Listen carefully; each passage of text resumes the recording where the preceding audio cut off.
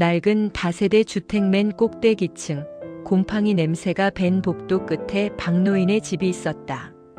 현관 앞 신발은 한 켤레뿐이었고 문손잡이에는 지난달 전기요금 고지서가 구겨진 채 끼워져 있었다. 현관 센서 등은 아직도 누가 올 거라 믿는 듯 가끔씩 혼자 켜졌다가 금세 꺼졌다. 집 안에서는 오래된 벽시계 초침 소리만 또박또박 새어나왔다. 똑딱, 똑딱. 살아있다는 증거는 그 소리뿐이었다. 박노인은 그대로 침대 모서리에 앉아 한 손으로 가슴을 쓸어내리며 숨을 골랐다. 가슴 중앙이 묵직하게 당겼지만 그는 익숙한 표정으로 약봉지를 더듬어 찾았다. 하얀 알약을 혀 위에 올리고 마른 목으로 삼키며 그는 중얼거렸다. 오늘도 안 왔구나. 그는 달력을 바라봤다. 빨간 동그라미가 3개나 연달아 그려져 있었다. 정미 생일, 손주 졸업식, 그리고 병원 예약일. 모두 지나간 지 오래였다. 달력 속 숫자는 멈춰 있었지만 그의 시간은 계속 흘러내리고 있었다. 전화기는 조용했다. 집 전화는 이미 끊겨 있었다. 낡은 휴대폰은 가끔 스팸 문자만 토해낼 뿐이었다. 화면을 켜보니 마지막 통화 기록도 몇 달 전에서 멈춰 있었다. 딸 이름 옆에는 발신 실패라는 글자가 희미하게 남아 있었다. 그날 이후로 그는 먼저 전화하지 않았다. 괜히 방해될까봐. 자식들 사는데 걸리적거리는 건 늙은이 역할이 아니라는 게 그의 오랜 신념이었다. 대신 박노인은 매일 같은 시간에 거실 창가에 서서 골목길을 내려다봤다. 학교에서 돌아오는 아이들, 손 흔들며 인사하는 옆집 아주머니. 세상은 분명 움직이고 있었다. 다만 그 움직임이 그의 문 앞에서만 조심스럽게 비켜가는 것 같았다. 어느 날은 아래층에서 누군가 크게 웃는 소리가 들렸다. 가족이 모여 저녁을 먹는 듯한 숟가락 부딪히는 소리도 따라 올라왔다. 그 소리를 듣는 순간 박노인은 갑자기 젓가락을 내려놓았다. 뜨거운 국에서 김이 모락모락 올라왔지만 입맛이 뚝 떨어졌다. 나도 한때는 저기 앉아 있었지. 그는 텅 빈 맞은편 자리를 바라보며 혼잣말을 했다. 거기에는 아직도 죽은 아내의 그림자가 앉아 있는 것 같았다. 밥 더 줄까? 예전 아내의 목소리가 귓가에 맴도는 것 같았다. 그는 대답 대신 공깃밥을 반만 남긴 채 설거지통에 넣었다. 쌀이 아깝다는 생각이 스치자마자 또 한숨이 나왔다. 이 나이에 뭘 더 아끼냐? 그렇게 말하면서도 그는 싱크대 밑에 숨겨둔 옛날 김치를 꺼내지 않았다. 혹시 정미가 오면 끓여주려고 아껴둔 김치였다. 정미는 매운 김치찌개를 좋아했다. 어린 시절 숟가락을 놓지도 않고 밥 2그릇을 비우던 딸의 얼굴이 떠올랐다. 지금은 어디서 뭘 먹고 있을까?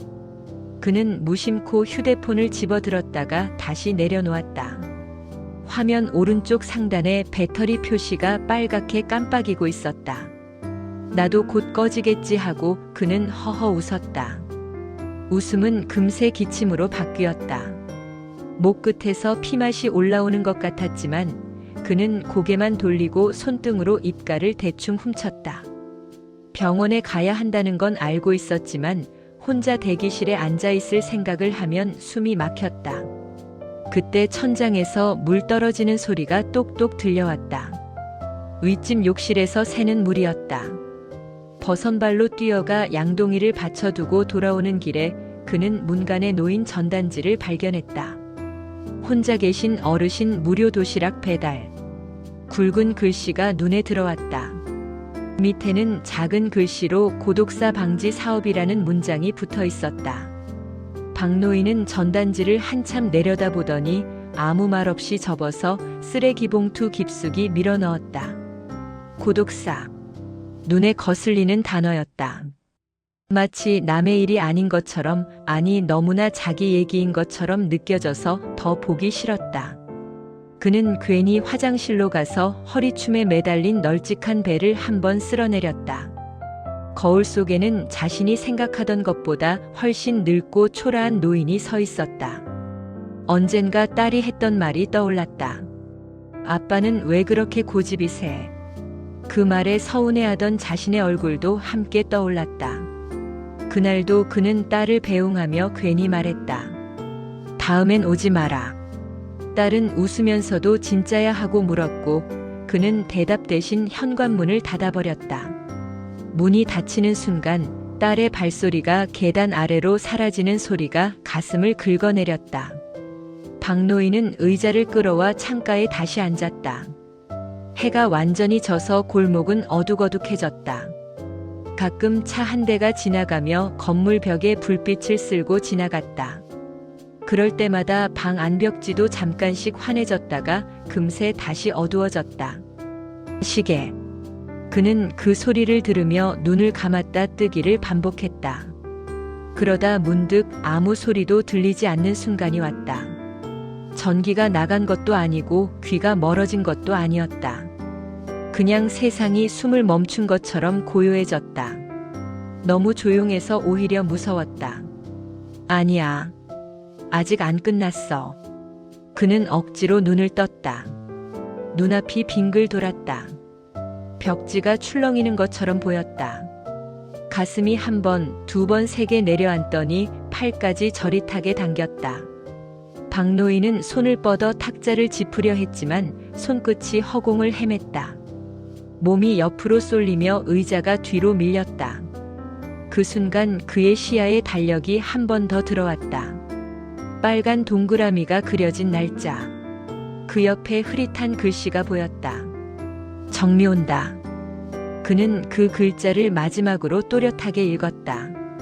그러고는 마음속으로 아주 오래전 딸아이를 불러보던 이름을 조용히 떠올렸다. 미자야. 나중에라도 이 집에 오게 되면 아빠가 왜 이렇게 살았는지 조금은 이해해 줄 수 있을까? 바닥이 차갑게 느껴졌다. 몸이 천천히 옆으로 기울며 시야가 낮아졌다. 벽시계가 이제는 자기 눈높이보다 높은 곳에서 작게 빛났다. 초침 소리가 다시 들려오기 시작했다. 하지만 이번에는 조금씩 멀어지는 것 같았다. 똑, 똑, 똑. 그는 마지막 힘을 짜내 손을 뻗었다. 어디에 닿으려는지도 모른 채 손끝이 허공을 그렸다. 그 손이 결국 잡은 것은 침대 모서리에 걸려있던 낡은 회색 카디건 자락뿐이었다. 그 카디건은 아내가 살아있을 때 사준 것이었다. 그는 그것을 쥔 채 아주 작은 소리로 중얼거렸다. 나 아직 안 가. 그런데 그 말이 끝나기도 전에 그의 손가락 힘이 스르르 풀렸다. 아무도 모르는 사이 집안 공기가 아주 조금 달라졌다. 그러나 복도 끝 센서 등은 여전히 아무 일 없다는 듯 꺼져 있었다. 여보세요. 신호음이 3번 가는 동안 정미자는 휴대폰 액정을 바라보며 입술을 깨물었다. 통화 연결음은 끝까지 울리지도 못하고 끊겼다. 없는 번호이거나 전원이 꺼져 있거나 화면에는 똑같은 문장만 반복해서 떠올랐다. 서비스를 이용할 수 없습니다. 정미자는 욕이 목구멍까지 올라오는 걸 겨우 삼켰다. 아빠 휴대폰은 또 어디다 던져놓은 거야. 평생 자기 마음 내키는 대로 살더니 늙어서도 똑같았다. 전화기 앞에서 하루 종일 웅크리고 사는 노인들도 많다는데 우리 아빠는 하루 종일 어디를 그리 싸돌아다니는지 몰랐다. 아침부터 회사 단체 대화방이 요란했다. 팀장이 갑자기 회의를 소집하더니 구조조정 이야기를 슬쩍 꺼냈다. 정리해고라는 말은 하지 않았지만 눈만 뜨면 인터넷에서 보던 기사들이 머릿속을 스쳐 지나갔다. 50대 중반 재취업 불가 아파트 대출. 회의가 끝나자마자 팀 동료에게서 귓속말이 왔다. 언니는 괜찮겠지. 오래 다녔잖아. 그 말이 위로인지 독인지 알 수 없었다. 정미자는 하하 웃는 이모티콘 하나만 보냈다. 실제로는 손이 덜덜 떨리고 있었다. 책상 서랍을 열자 카드 명세서가 구겨진 채 튀어나왔다. 빨간 글씨로 인출 거절이라는 단어가 선명하게 떠올랐다. 남편이 남긴 빚을 다 갚았다고 믿었는데 또 다른 카드가 숨어 있었다. 전 남편의 이름으로 만들어진 카드. 이혼 서류 쓸 때도 제대로 말하지 않았던 카드. 그때 남편이 했던 말이 떠올랐다. 그냥 생활비 카드야. 별거 아니야. 별거 아니던 것은 없었다. 생활비도 아이 학원비도 부모님 병원비도 결국 다 빚이 되었다. 회사에서 나오는 순간 정미자는 자동으로 지하철역이 아니라 버스 정류장으로 발길을 돌렸다. 집으로 곧장 가고 싶은 마음이 굴뚝 같았지만 머릿속 한쪽이 계속 소리를 질렀다. 아버지 집에 가봐야 한다. 솔직히 말하면 걱정보다도 죄책감이 먼저였다. 마지막으로 아버지 얼굴을 본 게 언제였는지 기억이 잘 나지 않았다. 명절날 잠깐 들렀던 게 작년이었는지 재작년이었는지도 헷갈렸다. 그때도 그는 현관에서 마른 기침만 하더니 됐다. 바쁘면 그만 오고. 이러고는 방으로 들어가 버렸다.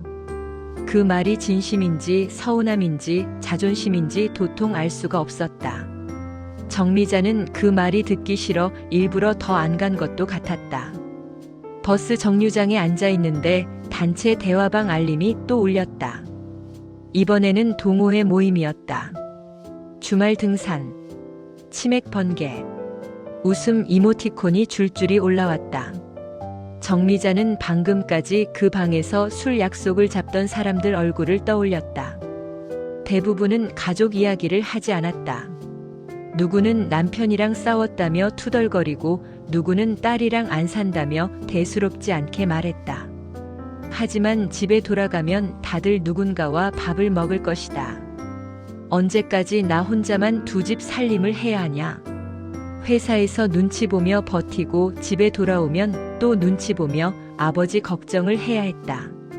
정미자는 손가락으로 아버지 번호를 다시 눌렀다. 이번에도 연결되지 않았다. 신호음 대신 짧은 안내 멘트만 들렸다. 지금 거신 번호는 전원이 꺼져 있거나 통화할 수 없는 환경입니다. 그 순간 이상한 상상이 떠올랐다. 뉴스에서 보던 자막들. 혼자 살던 79살 남성 숨진 지 2달 만에 발견. 썩은 냄새가 진동의 주민 신고. 기자가 동네 주민에게 마이크를 들이밀며 묻는다. 평소 어떤 분이었나요? 항상 혼자 다니셨어요. 인사는 나누셨나요? 글쎄요. 잘. 정미자는 머리를 세게 흔들었다. 아니야. 우리 아빠는 그렇게까지는 안 됐을 거야. 하긴 안 됐는지 어떻게 알지. 그녀는 문득 소름이 돋았다. 만약 정말로 며칠째 쓰러져 있다면, 혹은 이미 그 생각이 끝까지 이어지지 못하게 정미자는 서둘러 버스에 올랐다. 현금 카드 대신 교통카드를 찍는 손에 힘이 잔뜩 들어갔다. 버스 창밖으로 아파트 단지들이 스쳐 지나갔다. 어디보다도 사람이 많은 곳인데 창문마다 불이 켜져 있어도 다들 자기 세계에 갇혀 사는 것 같았다. 저 창문들 중 몇 개나 이미 주인이 없는 채로 불만 켜져 있을까. 버스는 어느새 오래된 다세대 주택들이 모여있는 동네로 들어섰다. 골목마다 주차된 차들 사이로 널빤지와 쓰레기 봉투가 아무렇게나 쌓여 있었다. 정미자는 버스에서 내리며 숨을 크게 들이켰다. 곰팡이 냄새와 튀김 냄새, 담배 냄새가 뒤섞여 코를 찔렀다. 어릴 적 이 동네는 이렇지 않았다. 아버지가 아직 젊고 무서웠고 엄마가 여전히 바빴고 자신도 집에 들어가기 싫어 계단에 앉아있던 시절이 있었다. 그때 계단 아래에서 울던 아이는 이제 중년이 되어 쓰러졌을지 모르는 아버지를 찾으러 돌아오는 중이었다. 골목 입구에서 위를 올려다보니 꼭대기층 창문이 보였다. 아버지 집 창문. 커튼은 반쯤 쳐져 있었다. 불은 꺼져 있었다. 낮인데도 집안이 어둑해 보였다. 정미자는 괜히 심장이 쿵 내려앉는 느낌을 받았다. 설마, 혹시. 하지만 이내 스스로를 꾸짖었다. 전화기만 꺼놨을 수도 있잖아. 병원에 갔을 수도 있고. 동네 친구랑 장기 들어갔을 수도 있고, 문제는 그 어느 것도 확신할 수 없다는 것이었다. 그는 자신의 일상을 딸에게 거의 말하지 않았다. 딸도 마찬가지였다. 바쁘다는 말을 방패처럼 들이대며 서로의 하루를 묻지 않았다. 그 결과가 지금 이 불안이었다.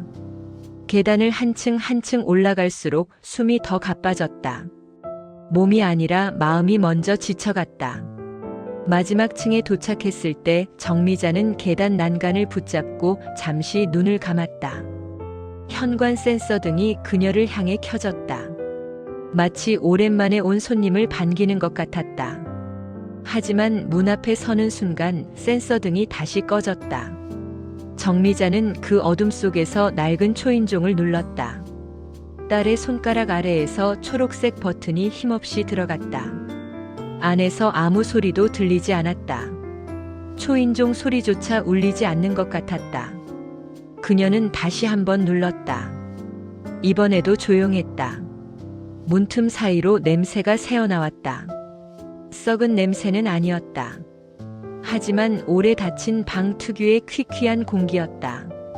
정미자는 갑자기 다리가 후들거렸다. 손이 떨려 인터폰을 제대로 누르지 못했다. 그때였다. 옆집 문이 삐걱 열리더니 노파가 얼굴을 내밀었다. 윤옥부는 문틈으로 고개를 빼꼼 내밀었다.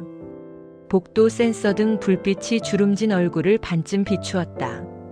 눈앞에는 숨을 몰아쉬는 중년 여자가 서 있었다. 허리만 조금 굽었을 뿐 예전 골목을 쿵쿵 내려다니며 뛰어다니던 꼬마의 눈이 그대로였다. 윤옥부는 속으로 중얼거렸다.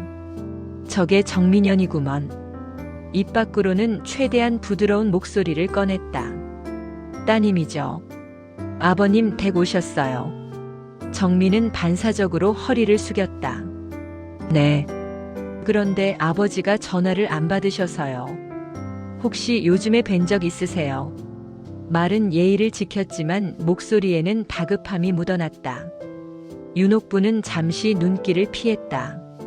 며칠 전부터 마음 한구석이 찝찝했다.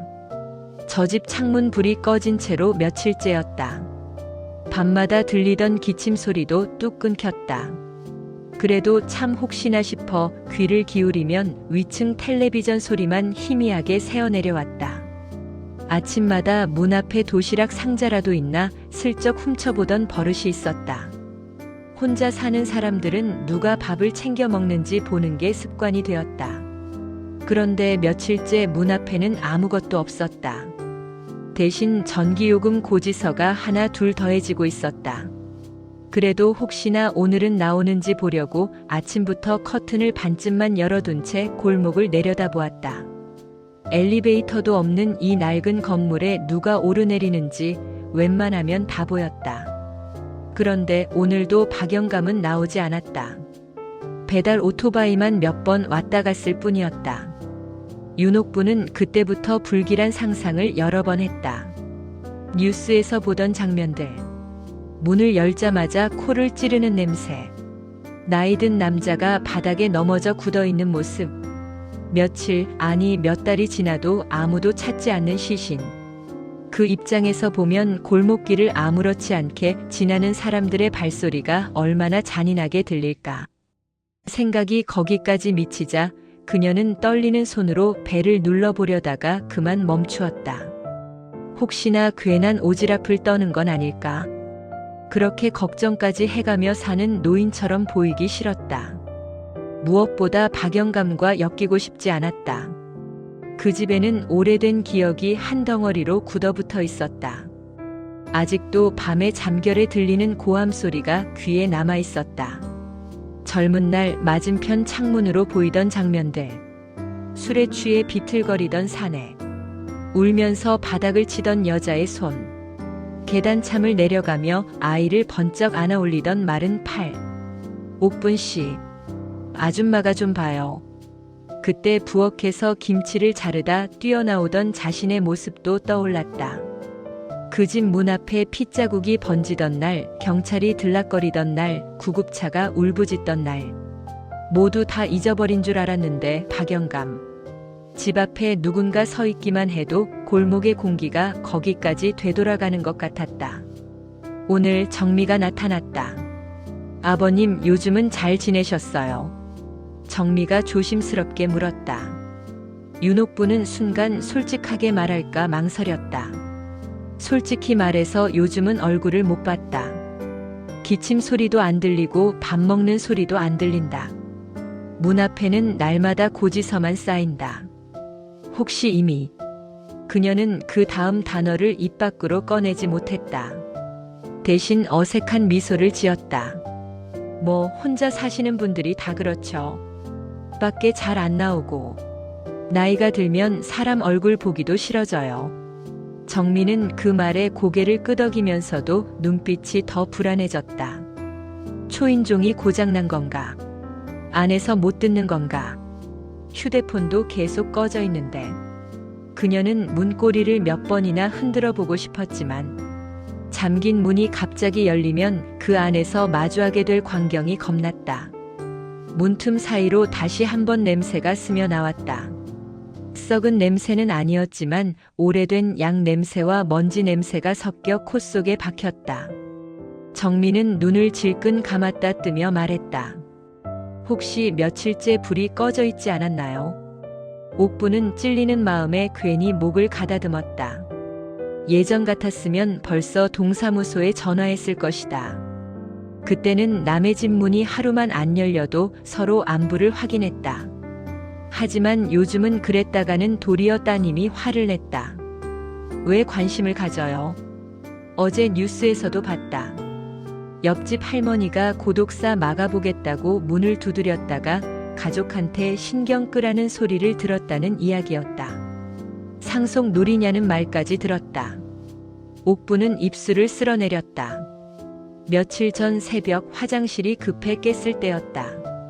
골목이 희미하게 밝아오는 시간, 박영감 집 창문 커튼 틈으로 불빛이 새어나오고 있었다. 그 안에서 전화 통화하는 남자 목소리가 들렸다. 그러니까 돈 없다고 했잖습니까? 더는 못 줘요. 탁자에 뭔가를 세게 내려놓는 소리도 들렸다. 당신 딸한테 전화해요. 나한테 전화하지 말고. 그 뒤로 고요했다. 그날 이후 그 집 불이 다시 켜진 적이 없었다. 옥부는 그 말을 그대로 전해줄 용기가 나지 않았다. 대신 적당한 말만 골라 슬그머니 발을 뺐다. 건물주한테는 연락해 보셨어요. 그 사람이 열쇠 가지고 있을 텐데. 정미는 그제야 건물주 얼굴이 떠올랐다. 몇 년 전 전세금 올리겠다며 욕을 퍼부어 대던 사내. 그때 아버지가 혼자 나가 싸우던 모습이 겹쳐졌다. 우리 집에서 나가려면 나가고 늙은이들 집 구하기 힘든데. 그놈의 입에서 침 튀는 소리가 계단까지 퍼졌다. 정미는 그 기억이 떠오르자 더 머뭇거려졌다. 그래도 연락해야 할까? 아니면 먼저 경찰부터 불러야 할까?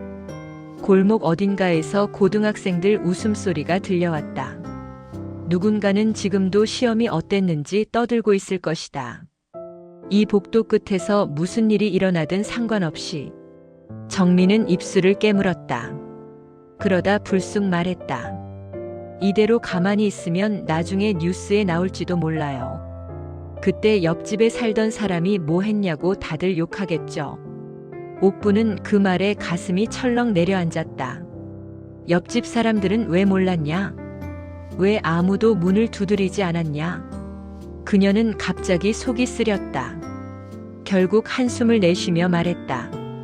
알았어요. 같이 건물주든 경찰이든 불러봅시다. 이러다 우리도 죄인 되겠네. 둘은 복도 끝을 가로질러 내려가려 했다. 그때 닫혀있던 박노인의 집 안에서 아주 미세한 소리가 났다. 뭔가 바닥을 긁는 듯한 아니면 옷자락이 스치는 듯한 소리였다. 둘은 동시에 뒤를 돌아봤다. 잠긴 문은 여전히 조용히 그 자리에 서 있었다. 그러나 문틈 아래로 아주 희미한 그림자가 스르르 움직였다. 김도현은 지하철 창문에 비친 자기 얼굴을 한참 쳐다봤다. 눈밑이 퀭했고 수염도 제대로 못 깎았다. 주머니 속에는 해고 통지서가 구겨진 채 들어있었다. 회사 로고와 대표 이름이 찍힌 종이가 전단지보다 가벼워 보였다. 단 한 장인데 인생 전체를 잘라버린 느낌이었다. 도현은 입술을 씹으며 종이를 다시 접어 넣었다. 휴대폰 화면에는 문자들이 줄줄이 떠 있었다. 카드값, 연체료, 대출 이자 알림. 그 사이에 짧은 메시지가 하나 끼어 있었다. 외할아버지 계신 주소야. 언제 한번 들러봐. 엄마가 보냈던 메시지였다. 그날 엄마 목소리는 유난히 지쳐 있었다. 아빠도 없고 회사도 불안하고 아버지도 걱정된다고. 도현은 그 말을 흘려들었다. 남의 노인 얘기 같았다. 자신에게 할아버지는 초등학교 때 한 번 보고 끝난 사람에 불과했다. 그때 기억도 또렷하지 않았다. 술 냄새, 험악한 목소리, 엄마와 싸우던 장면. 엄마가 도현 손목을 끌고 집을 뛰쳐나오던 밤. 계단참에서 들리던 욕설과 접시 깨지는 소리. 그 뒤로 엄마는 아버지 집에 거의 가지 않았다. 명절 때 억지로 찾아가던 시절도 어느 순간 끊겼다. 이제 와서 갑자기 찾아가 보라는 말이 어색했다. 하지만 해고 통지서를 받은 날 이상하게도 그 주소가 자꾸 떠올랐다. 서울 끝자락. 낡은 다세대 주택. 외할아버지라는 단어보다 방세라도 아낄 수 있다는 계산이 먼저 머릿속에 그려졌다. 엄마는 전화를 받지 않았다. 문자에도 답이 없었다. 대신 지난달 통화 녹음이 재생됐다. 나중에라도 힘들면 할아버지 집에 잠깐 들어가 살아. 괜찮으실지 모르겠지만 그래도 피부치잖아. 그때는 웃으며 넘겼던 말이었는데 지금은 그 말에 달라붙을 수밖에 없었다. 지하철이 지상 구간으로 올라오자 회색 건물들이 늘어섰다. 창문을 타고 들어오는 햇빛이 어쩐지 더 싸늘하게 느껴졌다. 도현은 승강장에 내려 깊게 숨을 들이켰다. 서울 공기는 쓸쓸한 냄새가 났다. 취업 준비를 한다고 상경했을 때 그는 뭔가 될 것 같다고 믿었다. 대기업 인턴, 스타트업 정규직, 해외 파견. 그럴듯한 단어들을 머릿속에 늘어놓으며 스스로를 세뇌했다. 실제로 잡은 것은 야근 수당도 제대로 안 나오는 작은 회사였다. 회사는 젊은 열정을 원한다고 했지만 필요 없어진 순간에는 메신저 한 줄로 잘라냈다. 우리는 가족입니다라고 말하던 회사였다. 지금은 가족 중 제일 먼저 버려진 사람처럼 느껴졌다. 카드는 더 이상 긁을 수 없었다. 엄마에게 손 벌리고 싶지 않았다. 그 순간 떠오른 마지막 선택지가 바로 외할아버지 집이었다. 도현은 버스를 타고 언덕 많은 동네로 들어섰다. 창밖으로 빨래가 널린 베란다와 기우뚱한 간판들이 보였다. 어릴 때 엄마 손을 잡고 지나던 골목과 비슷한 풍경이었다. 버스에서 내리자 좁은 골목이 입을 벌리고 있었다. 지도 앱에 찍힌 점을 따라 걷다 보니 금세 익숙하지 않은 건물 앞에 도착했다.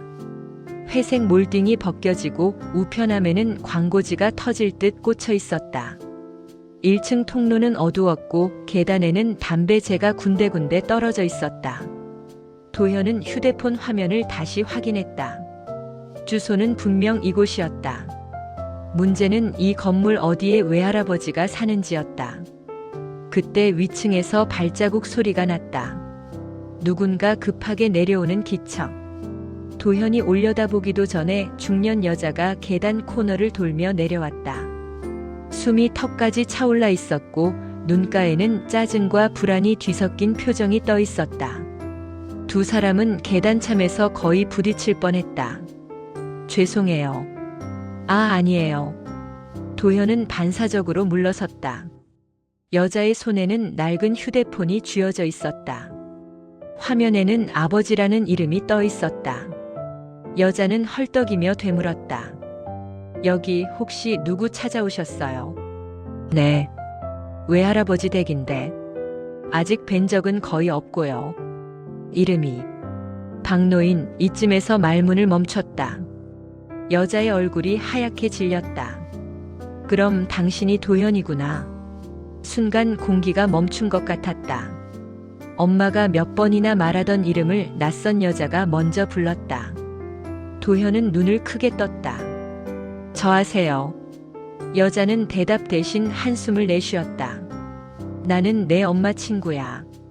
그리고 여기 사는 그 노인네 딸이기도 하고. 그러니까 내 외할아버지 딸. 그 한마디에 계단참이 좁아졌다. 도현은 머릿속이 하얘졌다. 사진 속에서만 보던 엄마의 젊은 얼굴이 겹쳐 보였다. 여자는 손가락으로 꼭대기층을 가리켰다. 지금 아버지가 문을 안 열어. 전화도 안 받아. 느낌이 아주 안 좋아. 도현은 심장이 내려앉는 것을 느꼈다. 마른 침이 목에 걸렸다. 손바닥에 땀이 배어나왔다. 그는 아직도 멀쩡하게 살아있을 거라고 막연히 믿고 있었다. 가끔 허리가 아프다, 무릎이 시리다, 그런 투덜거림만 할 것 같았다. 하지만 현실은 항상 상상보다 앞서 나갔다. 정미가 말했다. 일단 위로 올라가자. 안에서 정말 아무 소리도 안 들리면 문 따달라고 해야지. 도현은 말없이 그녀를 따라 계단을 올랐다. 한층씩 올라갈수록 공기가 더 답답해졌다. 꼭대기층 복도에 도착했을 때 낯선 노파 하나가 문 앞에 서 있었다. 이웃 할머니였다. 그녀는 양손을 비비며 중얼거렸다. 내가 괜히 경찰 부르자고 한 건가 몰라. 이 집 예전부터 일이 많았어. 정민은 노파를 노려보듯 보았다. 지금 그런 소리 할 때가 아니에요. 그녀는 다시 초인종을 눌렀다. 여전히 아무 소리도 들리지 않았다. 복도는 숨을 죽이고 있었다. 도현은 문틈으로 스며 나오는 공기를 맡았다. 양 냄새, 먼지 냄새, 오래된 이불 냄새가 뒤섞여 있었다. 썩은 냄새는 아니었다. 그것 하나가 유일한 희망처럼 느껴졌다. 그때 계단 아래에서 구두 소리가 울렸다. 건물주와 파출소에서 온 경찰이 함께 올라오고 있었다. 문 앞에 모인 세 사람과 두 사람이 서로를 바라보았다. 경찰이 짧게 말했다.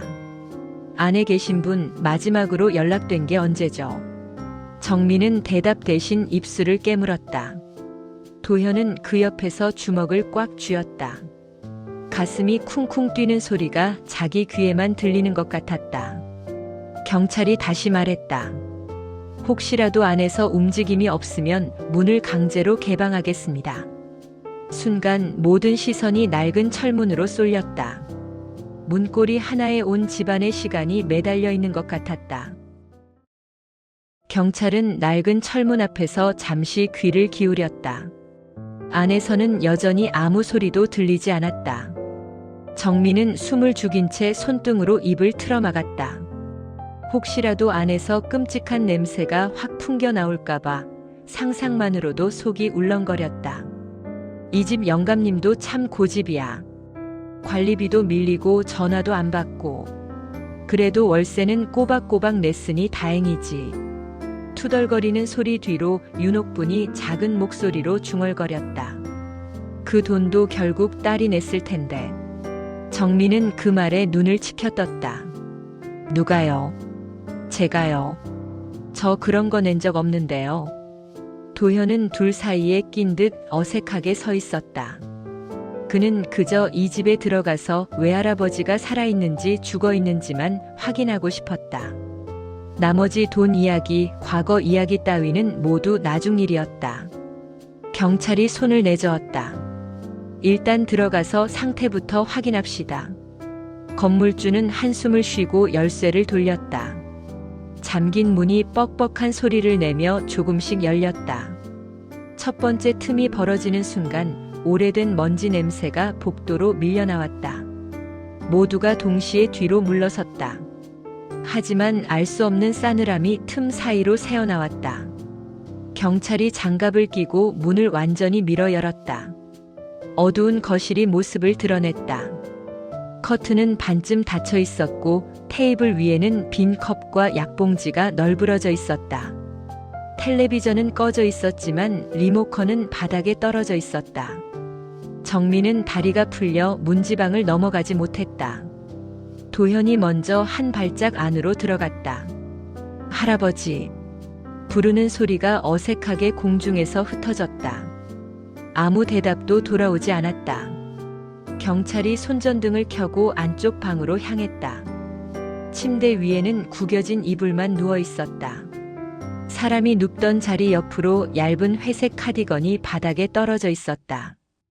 그 옆 벽과 침대 사이 어두운 틈에서 형체 없는 무언가가 엎어져 있는 것이 보였다. 여기 있습니다. 경찰이 낮게 외쳤다. 정미와 도현, 윤옥분이 동시에 안쪽으로 몰려들었다. 바닥에는 박노인이 옆으로 쓰러진 채 굳어 있었다. 팔은 침대 모서리를 붙잡으려다 만 듯 허공에 걸려 있었고 눈은 반쯤 뜨인 채 천장 어디쯤을 멍하니 바라보고 있었다. 정미는 그 자리에서 비명을 내지를 뻔했다. 목구멍이 꽉 막혀 소리 대신 헛기침 같은 숨소리만 튀어나왔다. 아버지, 아버지 일어나 봐요. 그녀는 바닥에 무릎을 꿇고 박노인의 어깨를 흔들었다. 차갑지만 완전히 얼어붙지는 않은 온기가 손끝에 전해졌다. 경찰이 급히 맥을 짚었다. 숨은 아주 약하게 붙어 있었다. 아직 살아있습니다. 당장 구급차를 부르겠습니다. 그 말을 들은 순간 정미의 눈에서 눈물이 왈칵 쏟아졌다. 하지만 이렇게 반쯤 열린 문틈처럼 살아있음과 죽어감 사이 어딘가에 아버지가 걸려있는 게 더 잔인하게 느껴졌다. 도현은 멀찍이 서서 상황을 바라보았다. 바닥에 엎어진 노인의 뒷머리 근처에는 작은 혈흔이 번져 있었다. 벽에 부딪힌 모양인지 흐릿한 피자국이 선명했다. 이건 단순히 늙어서 쓰러진 게 아닐 수도 있겠다는 생각이 스쳤다. 그때 문가에서 건물주가 툭 내뱉었다. 내가 뭘 했어. 혼자 사는 노인네들 이래서 문제라니까. 가족들도 신경 안 쓰고 이렇게 방치해두고. 경찰이 날카롭게 그를 노려봤다. 지금은 가족 탓을 할 때가 아닙니다. 구급대부터 들여보내죠. 사이렌 소리가 멀리서부터 다가오기 시작했다. 정미는 여전히 바닥에 엎드린 채 아버지 손을 꼭 쥐고 있었다. 손등에는 주름 사이사이 노란 약 포장지 조각이 붙어 있었다. 욕이 목까지 치밀어 올랐다. 도대체 왜 이렇게까지 혼자 버티고 있었느냐고 따지고 싶었다. 하지만 가장 먼저 떠오른 문장은 정반대였다. 내가 왜 이렇게까지 몰아붙였을까? 명절 때마다 찾아가면 그는 늘 같은 말을 했다. 너는 내 삶 살아라. 나는 나대로 산다. 그 말이 그녀에게는 마치 쫓아내는 말처럼 들렸다. 그래서 서운함을 핑계 삼아 자신의 삶만 더 단단히 붙잡았다. 구급대원들이 도착해 침대를 치우고 들것을 펼쳤다. 노인의 몸을 조심스럽게 옮기는 동안 방 한쪽 탁자 위가 흔들렸다. 낡은 금속 서랍이 덜컥 열리며 종이 뭉치가 삐져나왔다. 도현의 눈에 가장 먼저 들어온 것은 흰 봉투였다. 앞면에는 볼펜으로 삐뚤빼뚤한 글씨가 적혀 있었다. 정미에게. 그는 반사적으로 봉투를 집어들었다가 손끝에 뜨거운 감각을 느끼고 다시 내려놓았다. 마치 함부로 열면 안 될 비밀 같았다. 그러나 윤옥분의 눈은 이미 날카롭게 빛나고 있었다. 그 봉투 예전부터 적이 있었어요. 영감님이 가끔 혼잣말로 그러셨거든요. 언젠가는 이걸 보고 날 욕하겠지. 그래도 써놔야 마음이 놓인다고. 정미의 얼굴이 새하얘졌다. 나를 욕한다고요. 내가 뭘 잘못했길래요. 그녀의 목소리가 떨리자 옥부는 입술을 깨물었다. 그게 나도 다 들은 건 아니에요. 밤마다 벽 너머로 중얼거리는 소리가 들려서. 그래도 딸 얘기할 때마다 목소리가 그렇게 부드러워질 수가 없었어요. 사랑하는 사람 욕하는 목소리는 아니었어요. 정미는 눈을 질끈 감았다. 그 말이 위로인지 또 다른 죄책감인지 알 수 없었다. 구급대원이 외쳤다. 보호자분 같이 타셔야 합니다. 병원에서 설명 들으셔야 해요. 정민은 봉투를 쳐다보았다. 당장 들고 나가야 하나 아니면 나중에 천천히 읽어야 하나? 망설이는 사이 도현이 먼저 움직였다. 제가 들고 갈게요. 우리 집안 얘기라면서요. 그는 봉투를 조심스럽게 집어 주머니 속에 넣었다. 종이가 닿는 자리에서 심장이 더 세게 뛰는 것 같았다. 만약 이 봉투 안에 빚 얘기나 상속 얘기만 잔뜩 들어있으면 어떡하지? 혹시 엄마도 모르는 비밀 자식이나 딸 대신 다른 사람에게 집을 넘긴다는 말이 적혀 있다면 그의 머릿속은 이미 가장 막장스러운 가능성들로 가득 차고 있었다. 정민은 들것에 실린 아버지를 따라 현관을 나섰다. 복도 끝 센서 등이 또 한 번 켜졌다가 꺼졌다. 마치 이 집이 마지막으로 숨을 들이켰다 내쉬는 것 같았다. 문턱 가까이에 떨어져 있던 작은 수첩 하나가 눈에 띄었다. 도현은 무심코 그것을 집어들었다. 겉표지에는 낡은 볼펜 자국으로 날짜가 빼곡했다. 무심코 펼친 첫 장에는 또렷한 글씨가 적혀 있었다. 혼자 살다 혼자 죽는 줄 알았다. 그런데 마지막에 내 문을 두드린 사람들이 있다. 그 중에 내 피도 섞여 있다. 그걸 축복이라고 불러야 할까, 벌이라고 불러야 할까? 모두 다 숨을 죽였다. 응급실 대기실 의자는 이상하게도 더 차갑게 느껴졌다. 정민은 플라스틱 의자 끝에 걸터 앉아 두 손을 무릎 위에 꼭 포겠다. 손끝에는 아직도 아버지의 축축한 체온이 남아있는 것 같았다. 몇 시간 전까지만 해도 이 사람은 내 인생에서 최대한 멀리 두고 싶은 존재였다. 그런데 이제는 숨소리 하나에 매달려 있는 자신이 우스웠다. 그냥 조금만 더 일찍 전화할 걸. 그 한마디가 머릿속에서 계속 되감기됐다. 복도 맞은편 자판기에서는 캔 커피가 떨어지는 소리가 딸깍딸깍 울렸다. 도현은 그 옆 기둥에 기대 서서 수첩과 흰 봉투를 들고 있었다. 종이 두 장이 손가락 사이에서 달그락거렸다. 그는 한숨을 내쉬며 정미 앞으로 다가왔다. 이모, 물은 마셨어요. 얼굴이 너무 하얘요. 정미는 겨우 고개를 저었다. 물이 목으로 들어가도 바로 눈물로 나올 것 같았다. 도현은 옆자리에 앉아 봉투를 가볍게 흔들었다. 이거 언제까지 들고만 있을 수는 없잖아요. 지금 열까요? 나중에 열까요? 정민은 봉투를 노려보다가 시선을 피했다.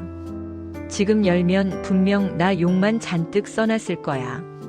연락 끊었다, 찾아오지 않았다, 이런 말들. 그러면 아버지 눈을 못 볼 것 같아. 차라리 모르는 편이 낫지. 도현은 고개를 갸웃했다.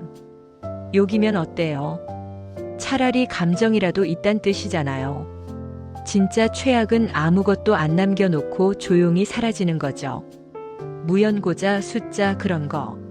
말은 가볍게 하는 것 같았지만 그의 목소리에도 미세한 떨림이 섞여 있었다. 잠시 뒤 하얀 가운을 입은 의사가 클립보드를 들고 다가왔다. 보호자분이 누구세요? 정민은 반사적으로 손을 들었다. 저입니다. 딸이에요. 의사는 짧게 고개를 끄덕이더니 차트를 내려다보며 말했다. 일단 생명에는 지장이 없을 것 같습니다. 다만 오래 쓰러져 계셨던 것 같아요. 탈수와 저체중, 근육 손상이 심합니다. 뇌에도 타박상이 보여서 깨어나도 거동이나 말씀이 예전 같지 않을 수 있어요.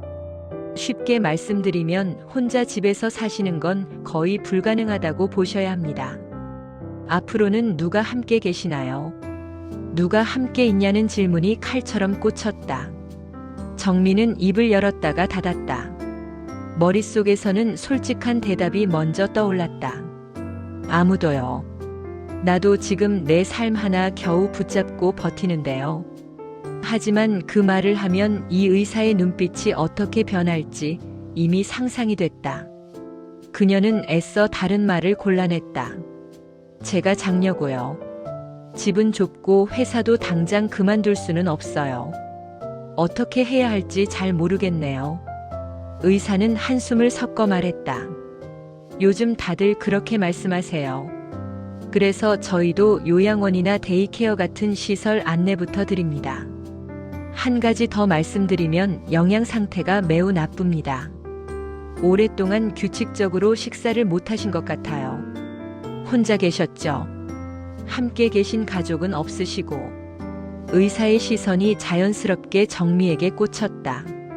질문인 척하지만 사실은 비난에 가까운 말투였다. 혼자 두지 말았어야 했는데 왜 이제야 왔냐는 고발장처럼 들렸다. 정미는 손톱이 손바닥을 파고들 만큼 주먹을 꽉 쥐었다. 네, 혼자 계셨어요. 혼자 있겠다고 우리가 오면 오지 말라고 먼저 말한 사람이기도 했고요.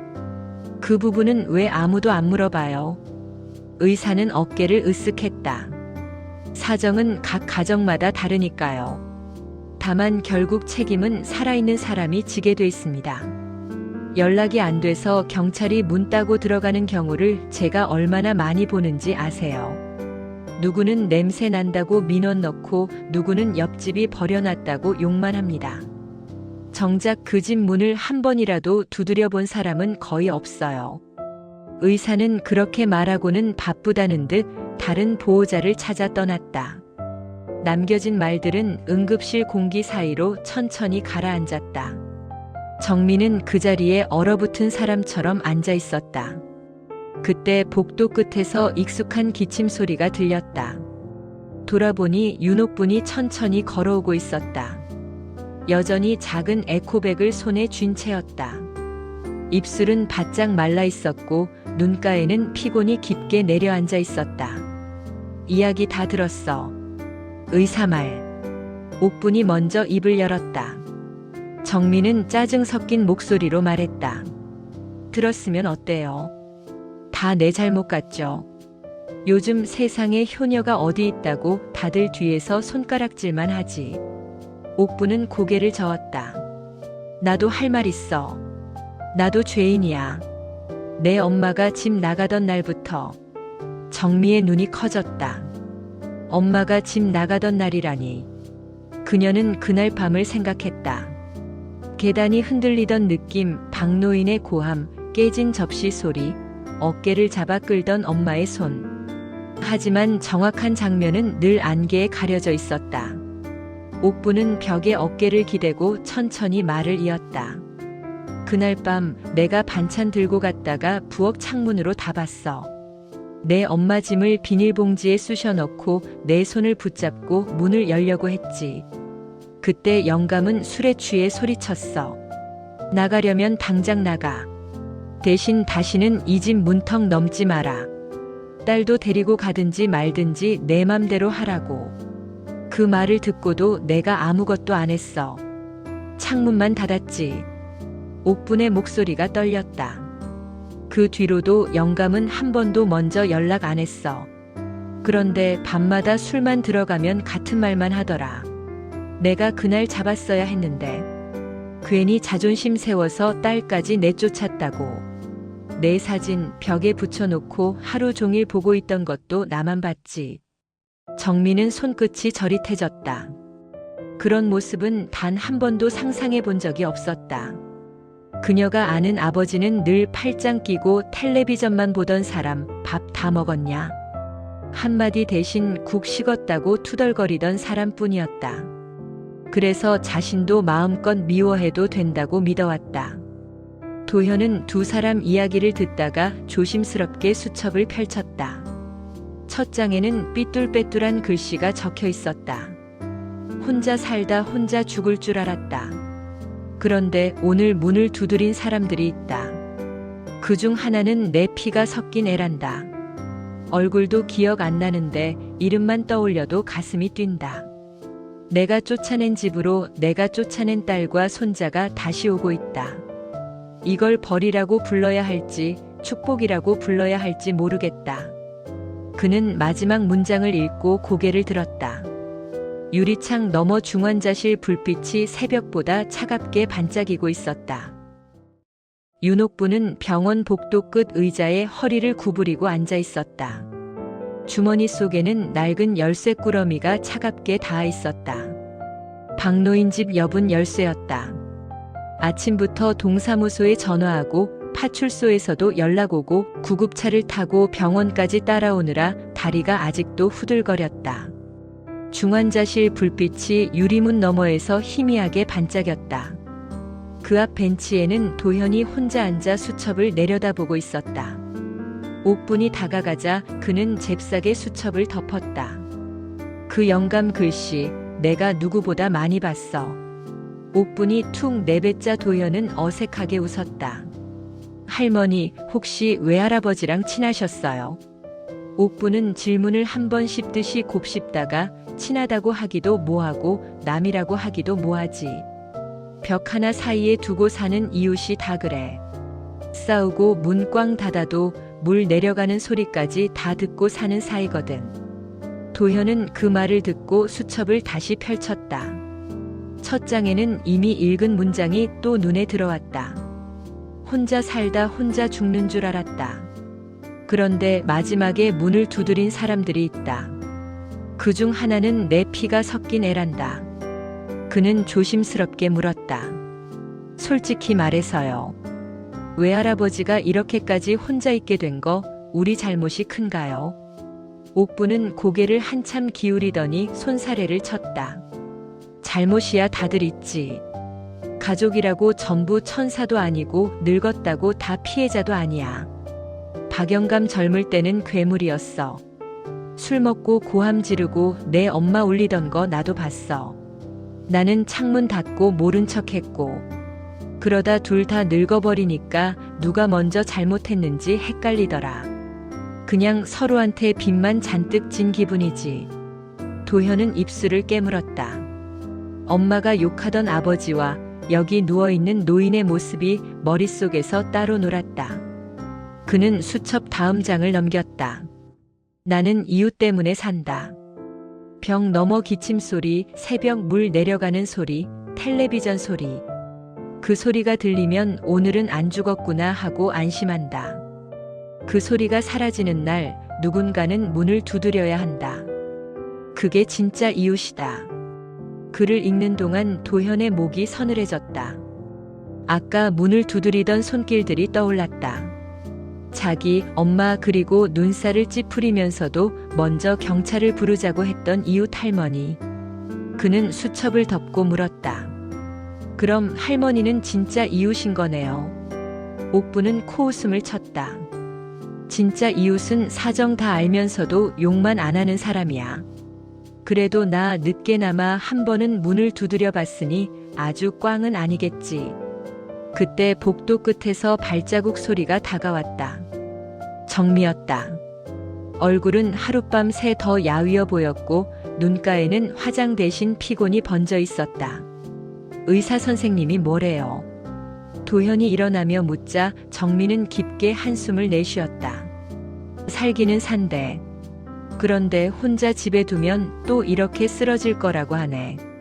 지금 몸 상태로는 계단도 제대로 못 오른대. 결국 누가 붙어서 돌봐야 한대. 목소리에는 지친 분노가 섞여 있었다. 같이 살 형편이 안 되면 그땐 어쩌라는 건지 아무도 말을 안 해줘. 회사 그만두고 모셔오면 우리도 같이 거지 되는 건데. 옥분이 조심스럽게 말했다. 시설 같은데 알아볼 수도 있지 않나. 요양원이나 공립센터 같은데. 정민은 낚인 듯 고개를 획 돌렸다. 그 말하면 다들 똑같이 말해요. 효도도 모른다고. 늙은 아버지 남의 손에 맡긴다고. 나도 사람인데 내 삶도 있는데 왜 죄인처럼 살아야 하냐고요. 말을 하다 보니 눈물이 먼저 쏟아졌다.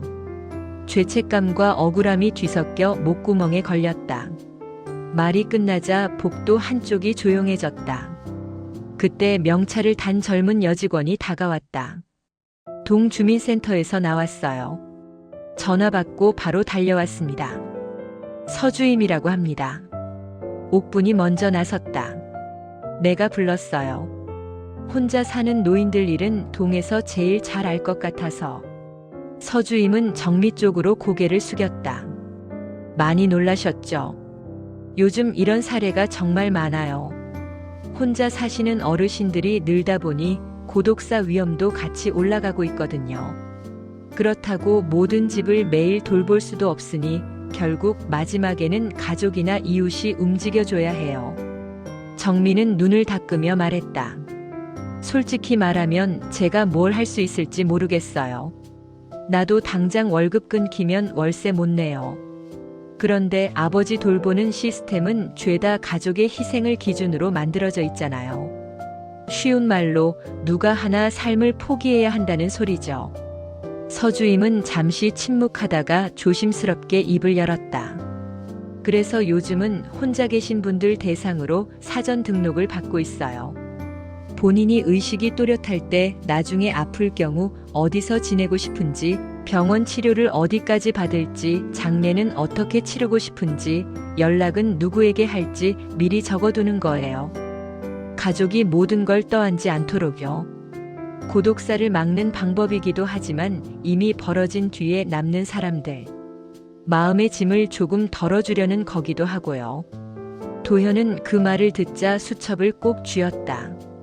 머릿속에는 쓰러지기 직전 방바닥을 더듬던 노인의 손이 떠올랐다.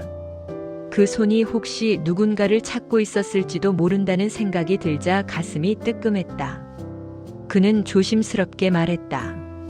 외할아버지, 깨어나면 이런 거 싫다고 버틸 것 같아요. 괜히 서류 쓰라고 하면 화부터 내실 분인데. 서주임이 미소를 지었다. 그럴 수도 있죠. 그래도 한 번은 물어봐 주세요.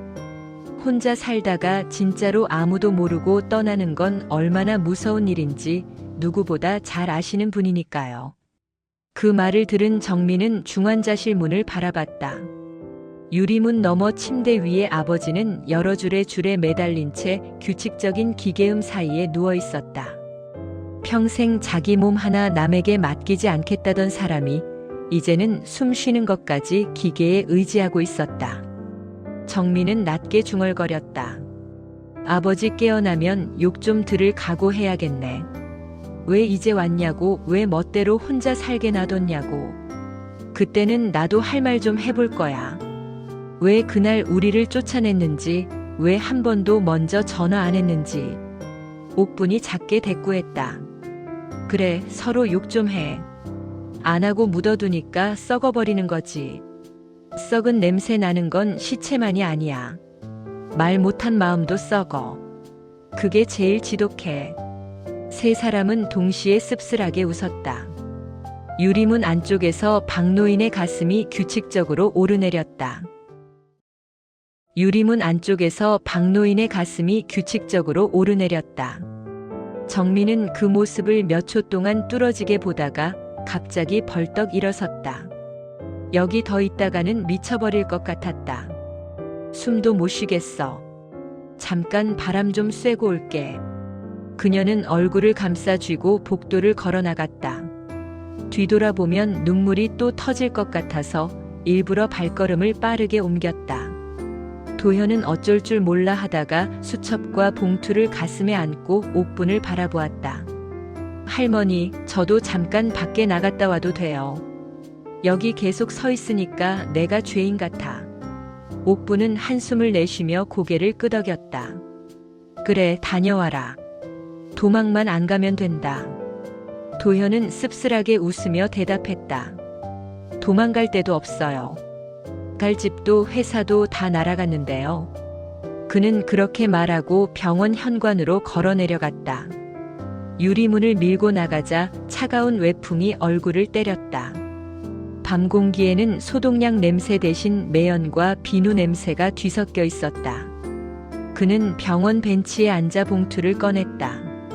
정미에게 볼펜 자국이 손가락에 거칠게 걸렸다. 지금 당장 뜯으면 이모가 싫어할까. 그래도 누군가는 읽어야 했다. 그가 아니면 아무도 나서서 열어볼 사람이 없을 것 같았다.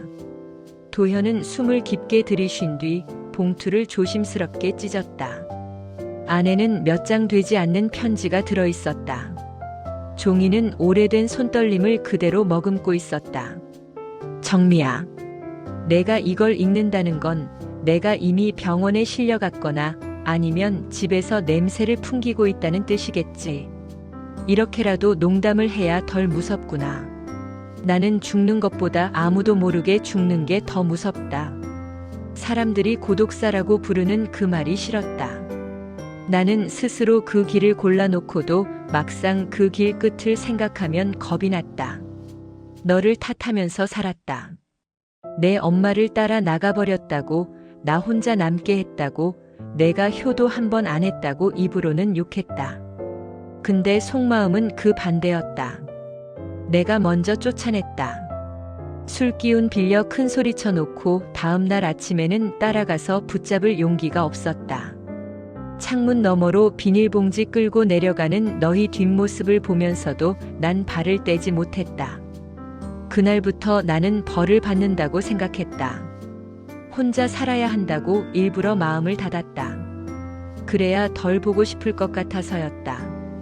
하지만 늙어보니까 알겠더라.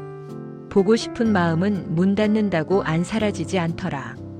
내가 나를 미워하면서 잘 살면 좋겠다고 믿으려고 했다. 그래야 내가 더 편하니까. 그러면서도 명절마다 내 발소리가 복도에 울리는 상상을 했다. 결국 아무 소리도 안 났지. 그래서 더 깊이 욕했다. 전화를 잡았다 내려놨다 수십 번을 했다. 내 번호를 누르다가 마지막 버튼을 못 눌렀다. 너무 늦었다는 생각이 선을 그었다. 이제 와서 무슨 낯으로. 이 편지도 사실 내가 아니라 나를 위한 거다. 죽기 전에 내 죄를 적어놓고 싶었다. 첫 번째 죄는 내 엄마를 내쫓은 거. 두 번째 죄는 내 손을 잡아달라는 그날 울음소리를 외면한 거. 세 번째 죄는 내가 평생 숨겨온 이야기다. 나는 옥분 씨를 알고 있었다. 그냥 옆집 할머니로 안다. 그 정도가 아니다. 내 엄마가 울며 뛰쳐나가기 전 제일 먼저 찾아간 사람이 옥분 씨였다. 그날 밤 부엌 창문 너머로 두 여자가 같이 울던 모습을 나는 보고도 모른 척했다. 옥분 씨가 문을 두드리려다 멈춘 것도 봤다. 그 사람에게도 죄가 있다. 그런데 나는 그 죄를 이용했다. 얼마 전부터 나는 옥분 씨에게 돈을 조금씩 빌렸다. 몸이 아파 일도 못 나가고 연금만으로는 약값이 빠듯했다. 처음에는 택시비 빌린다고 둘러댔다. 나중에는 전기 끊기게 생겼다고 솔직하게 말했다. 그 사람이 내 대신 나를 챙기는 게 당연한 것처럼 행동했다. 내 엄마와 나 사이에 낀 죄책감을 빌미로 나는 몇 번씩 손을 내밀었다. 옆집 아주머니라 부르면서 사실은 벌금을 대신 내줄 사람처럼 생각했다. 내가 이 사실을 알면 둘 다 미워할까? 아니면 둘 다 불쌍해할까? 어느 쪽이든 상관없다. 그래도 언젠가 너에게 말은 해야 할 것 같았다. 내가 혼자 살았다는 건 반만 맞는 말이다. 나머지 반은 이웃과 딸에게 빚을 지고 버틴 인생이다. 내가 나를 용서하지 않아도 좋다. 다만 한 가지 부탁이 있다. 내가 죽으면 나를 숫자로만 남기지는 말아라. 무연고자 몇 번 그런 이름 말고 적어도 내 이름 석자는 어딘가에 남겨다오. 그리고 혹시라도 내가 나처럼 혼자 늙게 되더라도 오늘 너처럼 문을 두드리는 사람이 있다는 걸 잊지 말아라. 그 사람이 피부치든 남이든 그게 마지막 구명줄일지도 모른다. 도현은 편지를 다 읽고 한참 동안 움직이지 못했다. 종이 끝이 손가락에 파고들어도 감각이 잘 느껴지지 않았다. 외할아버지는 스스로를 가장 외로운 사람처럼 말했지만 동시에 가장 집요하게 사람에게 매달린 사람이기도 했다. 딸에게, 이웃에게 죄책감과 사랑을 동시에 걸어둔 채 버티고 있었다. 도현은 하늘을 올려다봤다. 병원 내온 사인이 번져 보였다. 머릿속에는 한 가지 생각만 맴돌았다. 이 편지를 이모에게 언제 어떻게 보여줘야 할까? 그가 벤치에서 일어나려는 순간 휴대폰이 울렸다. 엄마였다. 도현은 잠시 망설이다가 전화를 받았다. 여보세요. 엄마 목소리가 수화기 너머에서 떨렸다. 도현아, 어디야? 왜 요즘 연락이 안 돼? 너 회사 다닌다더니 혹시 또 사고 친 거야? 그는 헛웃음을 삼켰다. 지금 병원이야. 외할아버지 쓰러지셔서. 말 끝에 묻어난 감정 때문인지 잠시 침묵이 흘렀다. 엄마는 낮게 중얼거렸다. 그 사람 결국 그렇게 됐구나. 내가 언젠가 그럴 거라고 했지. 혼자 고집 피우다 외롭게 죽을 거라고. 도현은 무심코 말했다. 아직 안 죽었어. 그리고 생각보다 많이 외롭지만도 않았던 것 같아. 엄마가 이해 못할 말일 거라는 걸 알면서도 그는 계속했다. 할아버지, 이모 욕도 했지만 우리 기다린 흔적이 많아. 편지도 쓰고 일기도 쓰고. 엄마는 한숨을 쉬었다. 그 사람 편을 들고 싶은 거야. 나를 원망하고 싶은 거야. 도현은 대답 대신 하늘을 한 번 더 올려다봤다. 나는 그냥 둘 다 늙어가는구나 싶었어. 엄마도 외할아버지도 나도. 라고 했다. 도현은 전화를 끊고 한동안 벤치에 멍하니 앉아 있었다. 엄마의 한숨이 아직 귓가에 맴돌았다. 외할아버지와 엄마 사이에 쌓인 세월은 두꺼운 벽 같았다. 그 벽 사이 어딘가에 자기가 끼어 있다는 느낌이 들었다. 한쪽은 술 냄새와 고함 소리, 다른 한쪽은 한숨과 눈물뿐인 원망이었다. 도현은 봉투를 접어 주머니에 넣고 다시 병원 안으로 걸어 들어갔다. 복도에 돌아와 보니 정민은 아직 돌아오지 않았다. 대신 유리문 앞 의자에 옥분이 혼자 앉아 있었다. 손에는 작은 비닐봉지가 들려 있었다. 이게 뭐예요? 도현이 묻자 옥분이 봉지를 흔들어 보였다. 집에 있던 영감 양말이랑 속옷 좀 챙겨왔지. 병원에서 이것저것 필요하다고 할까봐. 늙어서도 남들한테 패 끼치기 싫다고 난리 칠 사람이거든. 말은 툴툴거리면서도 눈빛에는 연민이 비쳤다. 도현은 잠시 망설이다가 편지를 꺼냈다. 할머니도 들어야 할 것 같아서요. 외할아버지가 쓴 편지예요. 정미 이모한테 쓴 거지만 거기 옥분 할머니 얘기도 조금 나와요. 옥분의 손이 굳어졌다. 나 얘기. 그 영감이 또 뭘 떠들었대. 도현은 옆에 앉으며 첫 장을 펼쳤다. 그는 편지의 일부를 골라 읽었다. 나는 옥분 씨를 알고 있었다. 내 엄마가 집 나가던 날 제일 먼저 찾아간 사람이 옥분 씨였다. 그날 밤 부엌 창문 너머로 두 여자가 같이 울던 모습을 나는 보고도 모른 척했다. 그 사람에게도 죄가 있다. 그런데 나는 그 죄를 이용했다. 며칠 전부터 나는 옥분 씨에게 돈을 조금씩 빌렸다. 그 사람이 내 대신 나를 챙기는 게 당연한 것처럼 행동했다. 내 엄마와 나 사이에 낀 죄책감을 빌미로 나는 몇 번씩 손을 내밀었다. 편지의 글자를 읽는 동안 옥분의 얼굴이 서서히 굳어갔다. 입술이 파르르 떨렸고 주름 사이가 희게 질렸다. 결국 그녀는 손바닥으로 얼굴을 가렸다. 그 영감 진짜 못됐네. 끝까지 사람 가슴에 못을 박는구먼. 내가 돈 빌려준 건 빚 갚는 마음이었어. 내 엄마 울던 날 창문 닫고 숨어버린 벌 받는 거라고 생각했지. 그런데 그걸 또 죄책감 운운하면서 이용했다고 써놨어. 도현은 조용히 물었다. 할머니도 외할아버지를 미워해요. 아니면 불쌍해요.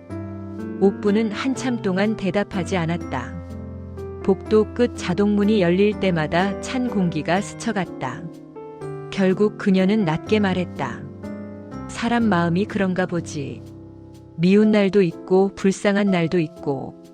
어느 날은 내 엄마 편 들고 어느 날은 영감 편 들고.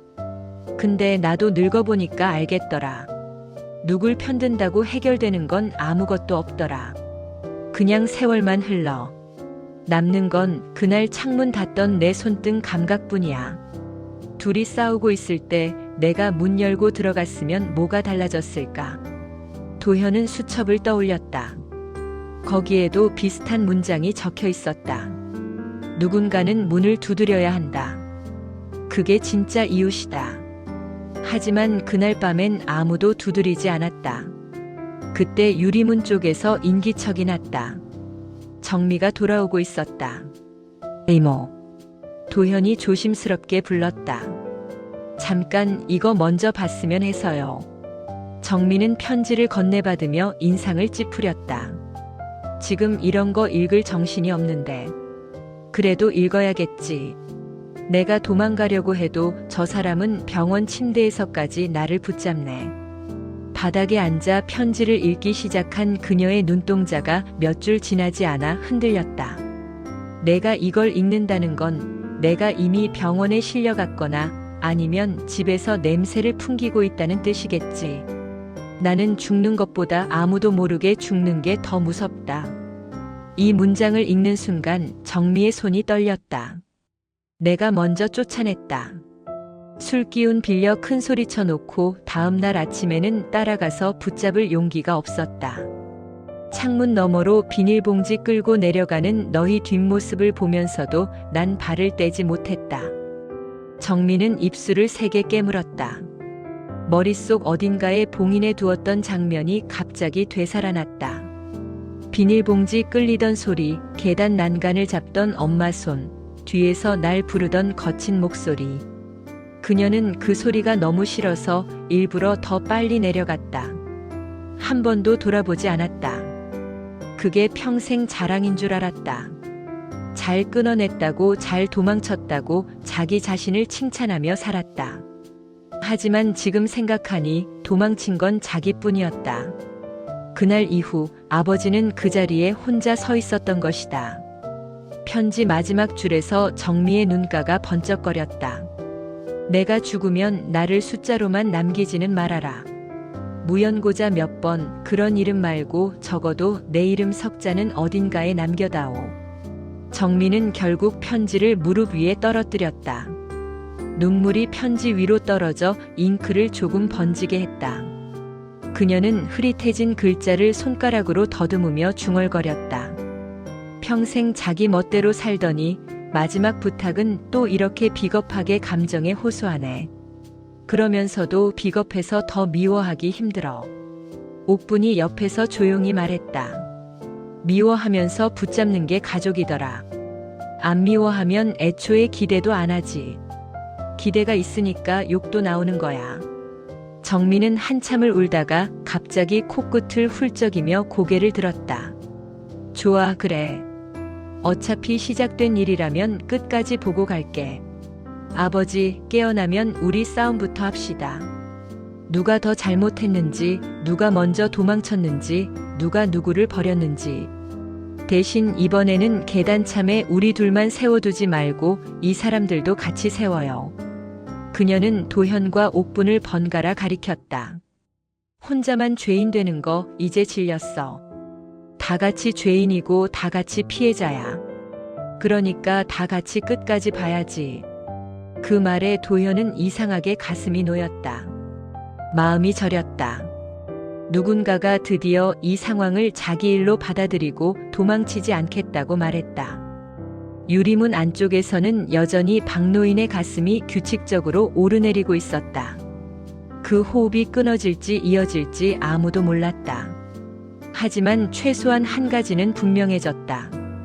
그가 깨어나든 깨어나지 못하든 이 집안의 이야기는 이제 숫자로 끝나지 않을 거라는 사실이었다. 정미는 마지막으로 유리문 안쪽을 바라보았다.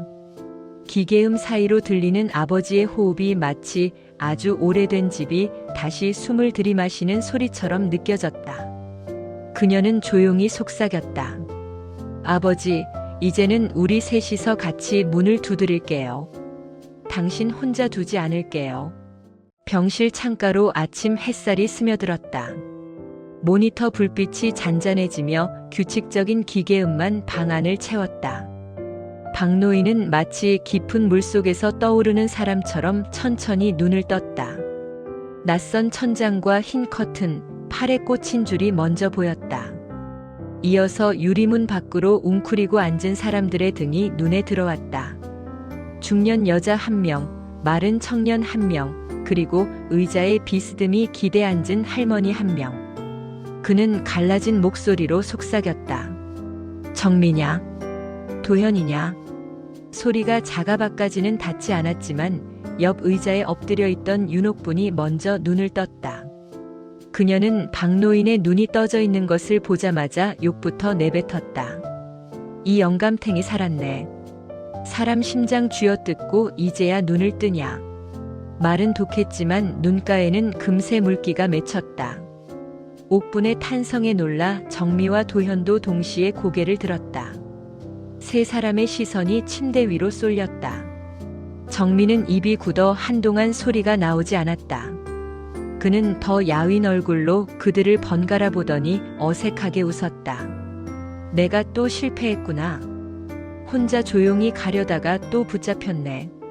정미는 그 말에 숨이 뻥 막혔다. 죽으려고 했다니요. 혼자 그렇게 가려고요. 우리한테 한마디도 안 하고. 박노인은 눈을 감았다가 떴다. 이제 와서 미안하다는 말도 구차하다. 그래도 하나는 말해야겠다. 나는 평생 도망치는 쪽을 골랐다. 이번에는 적어도 도망 안 치고 욕이나 제대로 먹고 싶다. 그때 문이 열리며 서주임이 들어왔다. 보호자분들 다 계시네요. 잘 됐습니다. 예전에 어르신이 작성해 두신 서류가 있어서 같이 확인해야 해요. 그녀는 봉투 하나를 꺼내 탁자 위에 올려놓았다. 정미는 불길한 기분에 얼굴을 찌푸렸다. 또 무슨 사고를 쳐놨다는 거야. 서주임이 봉투를 열어 서류를 펼쳤다. 사전 삶의 마무리 등록서라는 제목 아래 삐뚤빼뚤한 글씨가 줄줄이 적혀 있었다. 첫째, 무의미한 연명치료는 거부한다. 둘째, 장례는 소박한 화장식으로 치른다. 셋째, 연락받을 사람은 딸 박정미와 이웃 윤옥분으로 한다. 넷째, 사망 후 소유 주택은 전액동 노인복지센터에 기부한다. 네 번째 줄을 읽는 순간 병실 공기가 얼어붙었다. 뭐라고요? 정미의 목소리가 튀어나왔다. 다시 읽어보세요. 서주임은 난감한 표정으로 같은 줄을 되짚었다. 사망 후 주택은 노인복지센터에 기부한다. 도현은 본능적으로 정미를 바라봤다. 그녀의 눈이 커졌다가 금세 피로 가득 채워졌다. 아버지, 집을 왜 남줘요? 평생 우리한테는 한 푼도 안 쓰고 마지막에 겨우 모은 집 한 칸을 우리 말고 남한테 넘기겠다고요. 우리가 그렇게 못난 자식입니까? 그녀의 목소리가 떨렸다. 박노인은 입가를 비틀었다. 못나서가 아니다. 너무 닮아서다. 너도 나처럼 빚에 쫓기고 자식 눈치 보며 늙어가겠지. 내가 집을 남겨주면 너는 조금 숨통 트이겠지. 대신 다음 세대도 똑같이 숨막히게 살 거다. 나는 그 고리를 여기서 끊고 싶다. 정미는 비웃음을 터뜨렸다. 그럼 고리는 끊고 우리는요? 우리는 평생 벌만 받다가 끝나라는 거죠. 아버지 죗값까지 대신 갚으면서. 옥분이 낮게 끼어들었다. 나도 처음엔 화났다. 저 집이면 요양원비 걱정 덜겠다 싶었지. 그래도 이해는 한다. 영감은 평생 죄를 돈으로도 말로도 제대로 갚지 못했거든. 늙어서야 알았지. 혼자 버티던 시간이 다 누군가에게 떠넘긴 벌이었다는 거. 그러니까 이제라도 자기 손으로 끊어보겠다는 거지. 도현은 두 사람 말을 들으며 조용히 봉투 하나를 꺼냈다. 할아버지, 이건 뭐예요? 그의 이름이 적힌 작은 봉투였다. 박노인은 숨을 가쁘게 몰아쉬며 말했다. 내 몫이다. 큰 돈은 아니다. 대신 부탁이 있다. 나처럼 살지 마라. 회사가 가족이라 말하면 제일 먼저 의심해라. 혼자 살겠다는 말을 멋있다고 떠들지 마라. 내가 늙었을 때 문 두드릴 사람을 지금부터 만들어둬라. 친척이든 친구든 이웃이든 상관없다. 그 사람들이 너한테서 도망치지 않을 만큼만 최소한의 선은 지키고 살아라. 그게 내가 줄 수 있는 전부다.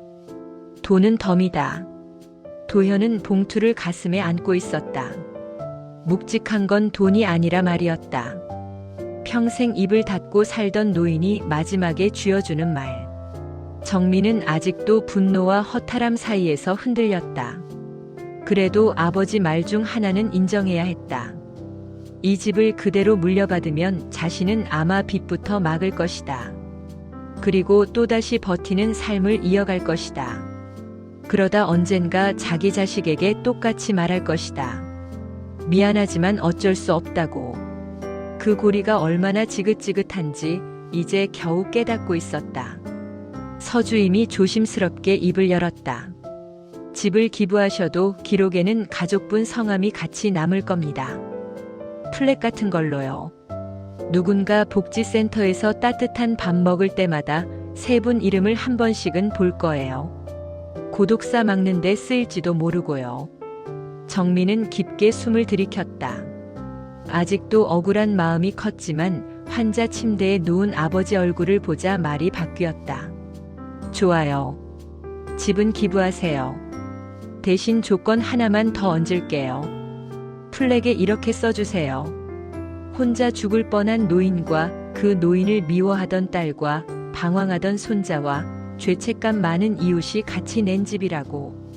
웃기잖아요. 그래도 그게 사실이니까요. 옥분이 킥하고 웃었다. 그래. 우리 다 같이 이름 박자. 다 같이 욕먹고 다 같이 기억이나 남자. 박노인은 눈을 감았다 뜨며 중얼거렸다. 그래, 그 정도는 괜찮다. 숫자로만 죽고 싶지는 않았다. 그가 다시 눈을 감자 기계음이 잔잔하게 이어졌다. 병실 창밖으로는 다른 병동 창문들이 줄지어 서 있었다. 그 안에도 각자의 고독과 원망과 후회가 버티고 있을 것이다. 정민은 창가로 다가가 유리창에 손을 올렸다. 언젠가 나도 저 창문들 중 하나에서 늙겠지. 그래도 오늘처럼 누군가 내 문을 두드려주면 좋겠다. 내가 먼저 누군가의 문을 두드릴 줄 아는 사람이 된다면 더 좋겠고. 도현은 그 옆에서 봉투를 꼭 쥐었다. 혼자 살 수는 있다. 하지만 혼자 죽게 두지는 말자. 그는 마음속으로 되뇌었다. 그것이 이 집안이 겨우겨우 끌어낸 마지막 유언이자 앞으로 버텨갈 약속처럼 느껴졌다. 오늘은 여기까지. 우리는 산다. 오늘의 사연은 여기까지입니다. 여러분이라면 이런 상황에서 어떻게 하시겠나요? 댓글로 의견을 남겨주세요. 오늘 영상이 마음에 드셨다면 구독 버튼 한번 눌러주시고요. 좋아요와 알림 설정도 부탁드립니다. 앞으로도 편안한 이야기로 찾아뵙겠습니다. 감사합니다.